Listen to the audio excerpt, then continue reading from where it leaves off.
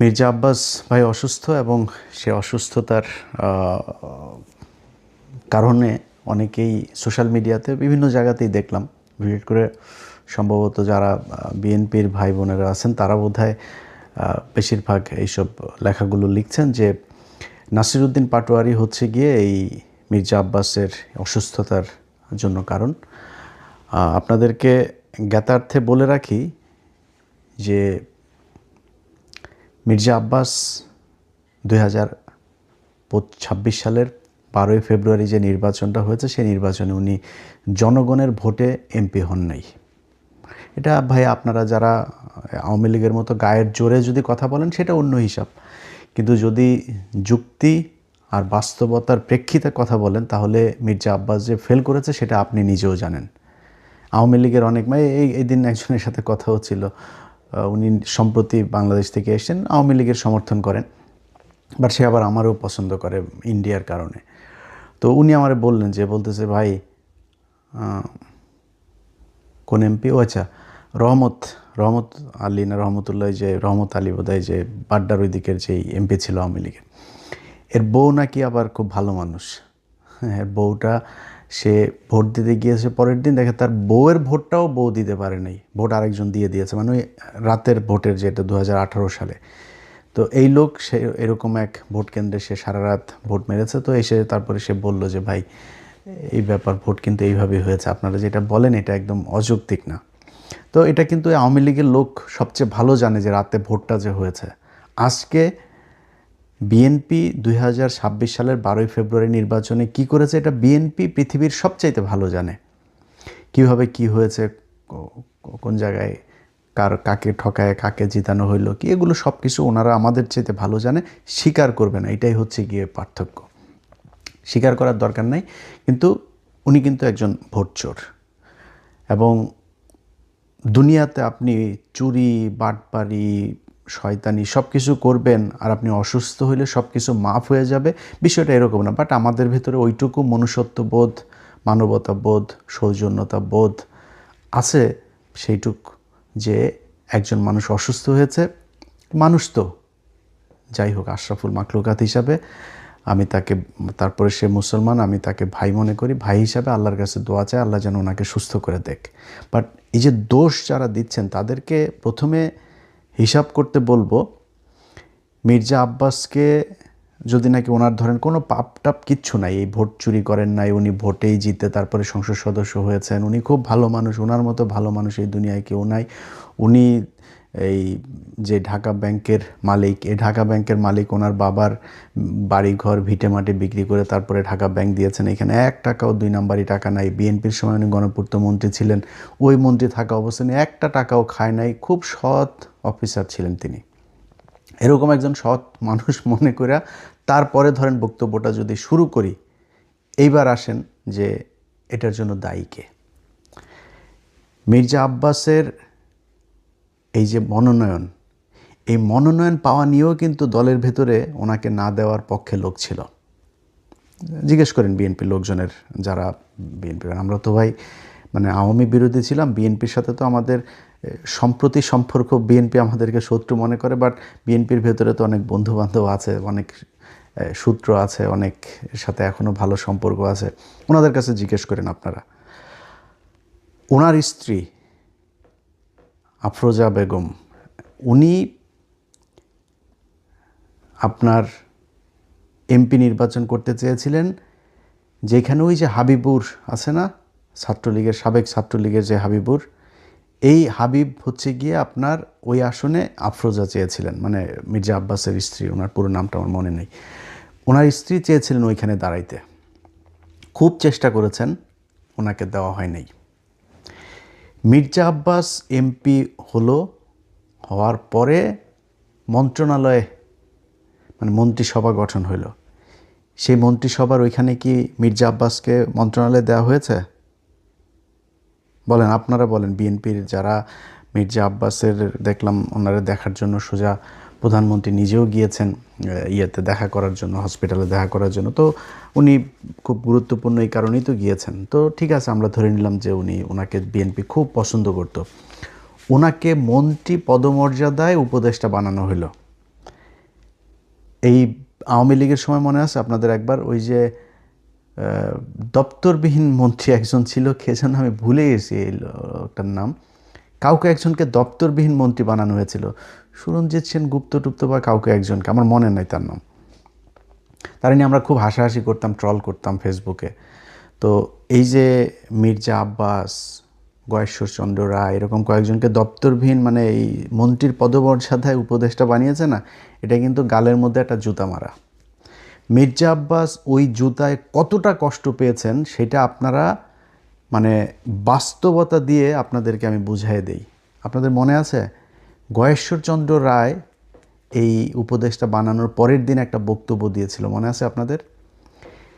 পৃথিবীতে যতদিন বেঁচে থাকবে কোনো দিন গয়েশ্বরচন্দ্র রায় মন্ত্রী হবেন না। উনি নিজে বলেছেন, আমি কোনো দিন মন্ত্রী হব না যতদিন পৃথিবীতে বেঁচে থাকব। কত কষ্ট পেলে তারপরে একজন মানুষ এই কথা বলতে হবে। আপনার কি মনে হয় না মির্জা আব্বাসও ওই একই রকম কষ্ট পেয়েছে? মির্জা আব্বাসও পেয়েছে।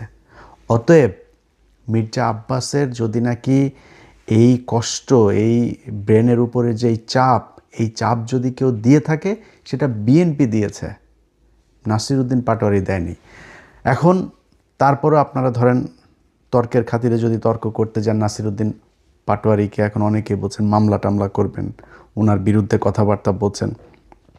নাসিরউদ্দিন পাটোয়ারির জায়গায় যদি নাকি মির্জা আব্বাসকে হারানো হইতো, নাসিরউদ্দিন পাটোয়ারি এখনও পর্যন্ত তো জীবিত আছে, সুস্থ আছে, ওরে পিটাই মেরে ফেলতো বিএনপির লোকজন। মনে আছে আপনাদের মির্জা আব্বাসের বউ নিজে চলে গিয়েছে আপনার কেন্দ্রে, নিজে কেন্দ্রে গিয়ে, সে ভিডিও দেখেছেন আপনারা? নিজে গিয়া একজন ইয়ের বউ তো, ক্যান্ডিডেটের বউ তো এইভাবে যায় ভোট গণনা করতে পারে না, তাই না?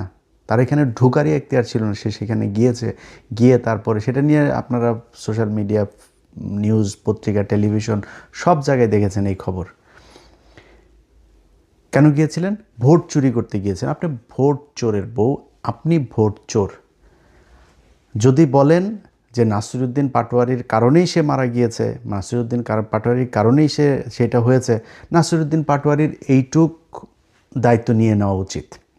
মারা গেলে মারা গেছে, আমার কথায় যদি সে এরকম অবস্থা হয়েছে, আমি সত্য কথা বলছি, আমি ভোটে আমারে জোর করে তারা চুরি করে জিতাইছে, এই জন্য করা হয়েছে।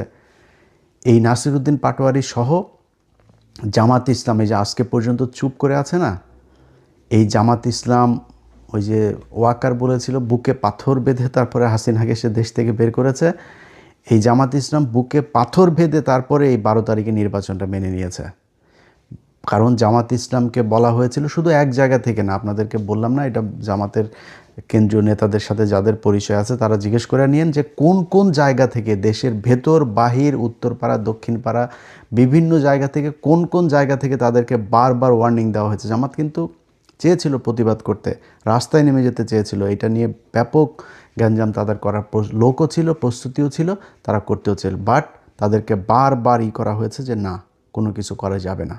তারা করে নাই। তারা কিন্তু এই দেশের কথা চিন্তা করে, দেশটা গৃহযুদ্ধ বেঁধে যাবে, দেশে একটা খারাপ পরিস্থিতি তৈরি হবে, আওয়ামী লীগ, ইন্ডিয়া তারা সুযোগ নেবে, তারা নিজেদের ক্ষমতায় দাওয়ার চাইতে দেশের যেই রাজনৈতিক পরিবেশ, এই পরিবেশটাকে তারা শান্ত রাখতে চেয়েছে, এই জন্য তারা ওই দিন গ্যাঞ্জাম করে নেই। আপনার মনে হয় না যে জামাতের এইটুক ক্ষমতা আছে? এবং আপনারা বলে রাখি, জামাত ইসলামের যদি নাকি মাঠের নামে পিটাপিটি করতে আসেন না, বিএনপি আপনারা পিটাপিটি করে পারবেন না ওদের সাথে। অনেক বড় বড় কথাবার্তা বলতে পারেন। ওই যে ছাত্রলীগ, আওয়ামী লীগের লোকজন মনে আছে বিধবা নারীদের মতো জামাই মারা গেলে যেমন অসহায় হয়ে যায় না, ছাত্রলীগ, যুবলীগ, পুলিশ প্রশাসন ছাড়া ওই রকম আমরা ওদের বিধবা বলে খাপাইতাম। সবসময় পুলিশের পেছনে থেকে তারা বিশাল মাস্তানি করতো। আজ কোথায় রে বাবা তোরা? তোদের পুলিশ বাপ নাই আর সেনাবাহিনীর বাপেরা নাই, আজকে তোরা কোথায়? রাস্তায় আয়। আজকে তো রাস্তায় যাইতে পারিস না, তোর মারে খেদানোর পরে যখন বুঝছিস সরকার ক্ষমতায় নাই, 3 মিনিটের মধ্যে সারা দেশ থেকে তোরা উধাও হয়ে গেলি।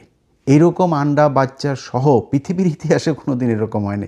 তোরা এখনও দেখা হইলে তারপরে বড় বড় কথাবার্তা করে, আশপাশের থেকে দেয়, এই আপনার আওয়াজ দেয় যে রাজাকার। তো রাজাকার আমি তো প্রাউডলি বলি রে বেটা, আমি রাজাকার, আমার বাপ রাজাকার, আমি আর আমার আব্বা দুইজনে মিলে তোদের মাদেরকে নিয়ে পাকিস্তানিতে দিয়ে আসতাম। এটা তো আমি নিজে বলি, স্বীকার করি। আমি কি বলদ, তোর বলদ মনে হয় আমারে? আমি ঠকবো কেন? আমি আর আমার বাবা দুজন মিলে পাকিস্তান ক্যাম্পে দিয়ে আসতাম, মানে কি তোদের মাদের বোনদেরকে মেয়েদেরকে দিয়ে আসতাম।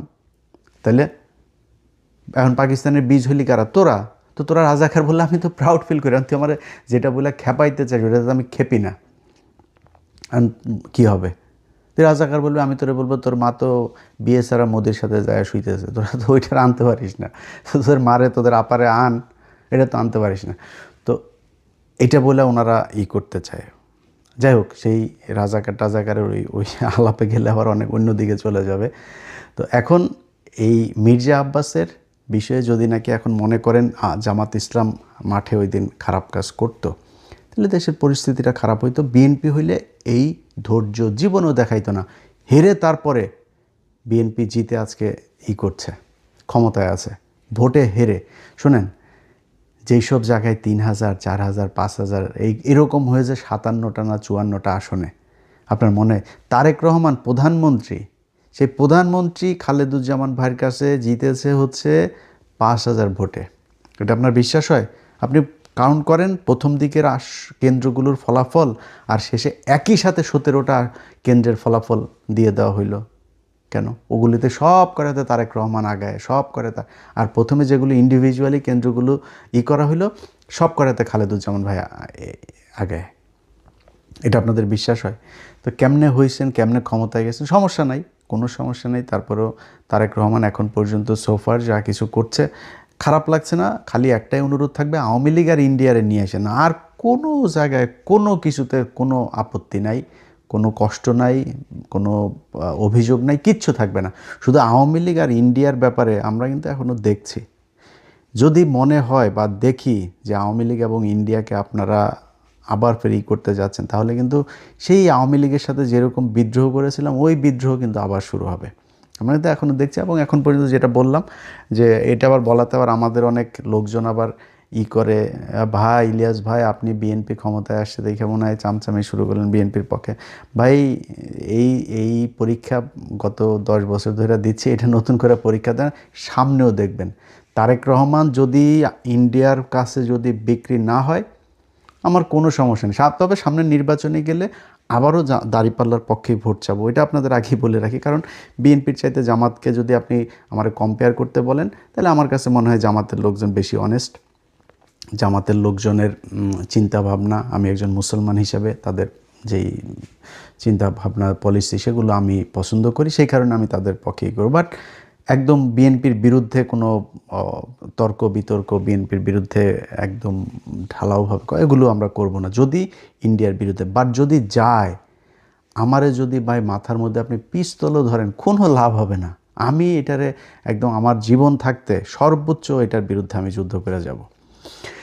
তো এখন ধরেন এই মির্জা আব্বাসের বিষয়টা দিয়ে শেষ করি, যে মির্জা আব্বাস ভাইয়ের মতো যারা যারা এখন রাজনীতিবিদ আছেন, এই মির্জা আব্বাস ভাইদের মতো মানে তারা যদি নাকি দুনিয়ায় থাকা অবস্থায় বা সুস্থ থাকা অবস্থায় যদি আকাম কুকাম করেন আর অসুস্থ হবেন আর মারা যাওয়ার পরে আপনারে নিয়ে দুনিয়ার সবাই ভালো কথা বলবে, এই আশাটা করেন না। এটা আপনাদের আগেই বলে রাখলাম।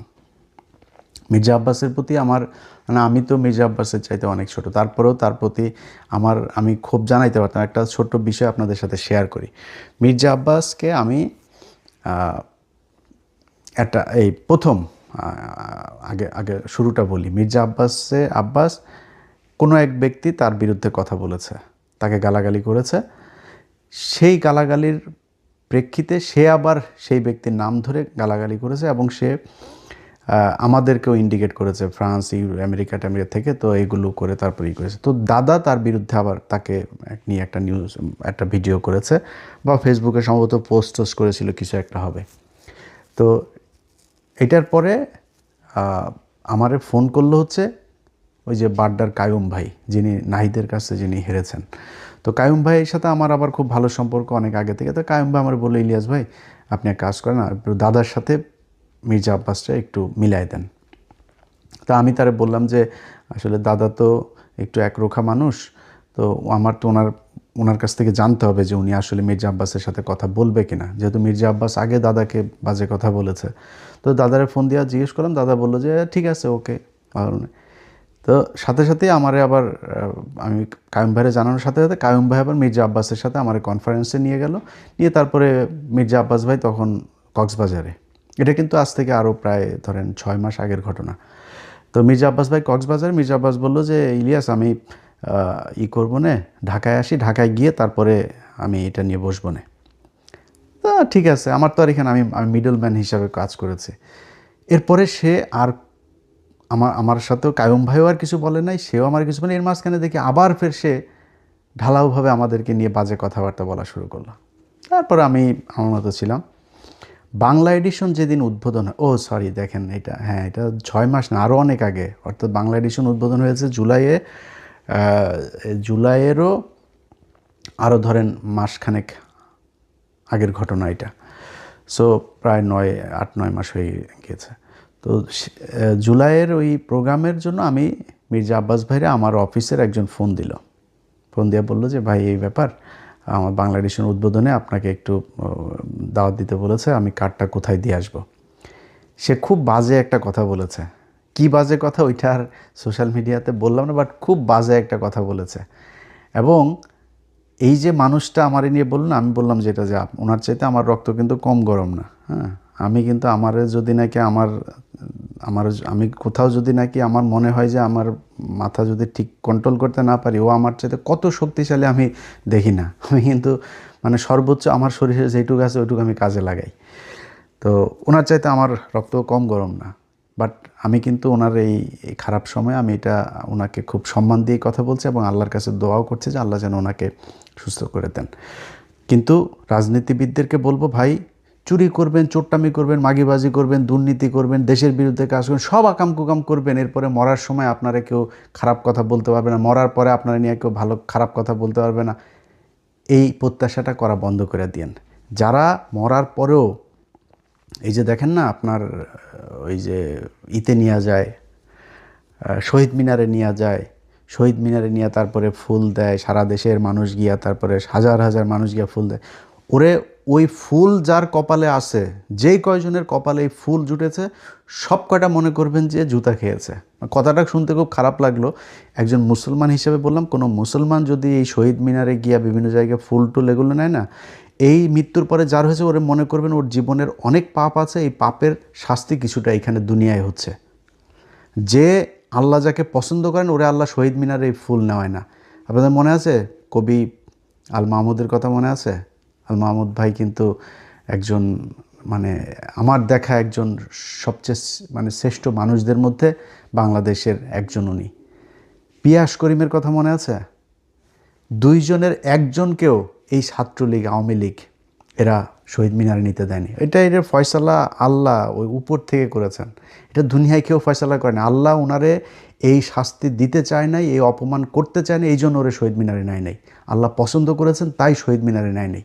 সো এরকম যারা শহীদ মিনার আল্লাহ নেয়, মনে করেন কম থাক বেশি থাক আপনার পাপ আছে, এই জন্য শহীদ মিনারে নিয়ে ফুল দেয়। যাদের মুসলমান দাবি করেন নিজেরা, আপনারা মৃত্যুর আগে বলে নিন, পরিবারকে বলে দিন যে আমার মৃত্যুর পরে আমার কবর দেওয়ার জন্য আমার যত দ্রুত সম্ভব আমার এই কাজ যেন সম্পূর্ণ করা হয়। এটাই ইসলাম। বদরের যুদ্ধে, উহুদের যুদ্ধে, এগুলো যারা সৌদি টদিতে গিয়েছেন তারা গিয়ে নিজের চোখে দেখেছেন। আমি আল্লাহ যেন দেখান, এখনও চোখে দেখি নাই। বাট ওইখানে যেখানে মারা গিয়েছেন আপনাদের চাইতে আমাদের চাইতে আমরা মানে পায়ের ময়লাও না ভাই সেই সাহাবীদের। বদরের যুদ্ধে যারা মারা গিয়েছে, উহুদের যুদ্ধে যারা পৃথিবীর সবচেয়ে সম্মানিত শহীদ বদরের যুদ্ধের এরা, যেখানে মারা গিয়েছে এদের চাইতে আমাদের মায়া মমতা কম ছিল পরিবারের কাছে পর্যন্ত নিয়ে আসে নাই, ওইখানেই কবর দিয়ে দিয়েছে সাথে সাথে। সো যত দ্রুত সম্ভব কবর দিয়ে দেওয়া উচিত, এটাই। কিন্তু আমাদের দেশের সমস্যা হইল সব সারা জীবন করবে চুরি, ওনারে মৃত্যুর পরে ফুল দিতে হবে, আর উনি সারা জীবন ওনারে ভালো বলতে হবে, ওনারে নিয়ে খারাপ কোনো কিছু কেউ বলতে পারেন। ভাই আপনার সমালোচনা করবেই। ধরেন মির্জা আব্বাসে চান্দা আব্বাস বলতো, মির্জা আব্বাস যেই সংসদীয় আসনে পাশ করেছে বা নির্বাচন করছে, ওই সংসদীয় আসনের সম্পূর্ণ দায়িত্ব তার। মৌচাক মার্কেটের সামনে ভুয়া ফুটপাতে এই বসা, এখানে চাঁদাবাজি হয় না, এখানে গাড়িতে চাঁদাবাজি হয় না। মির্জা আব্বাস একসময় এই যাত্রাবাড়িতে ইয়ে করতো না, শ্রমিক ইউনিয়নের ইয়েতে ছিল না। মির্জা আব্বাসের এই বিশাল সম্পত্তির এসব হিসাব মির্জা আব্বাস দিতে পারবে? আল্লাহ মাফ করে দিক মির্জা আব্বাসকে। মির্জা আব্বাস ভাই, আমি সারা জীবন সত্যি কথা বলতে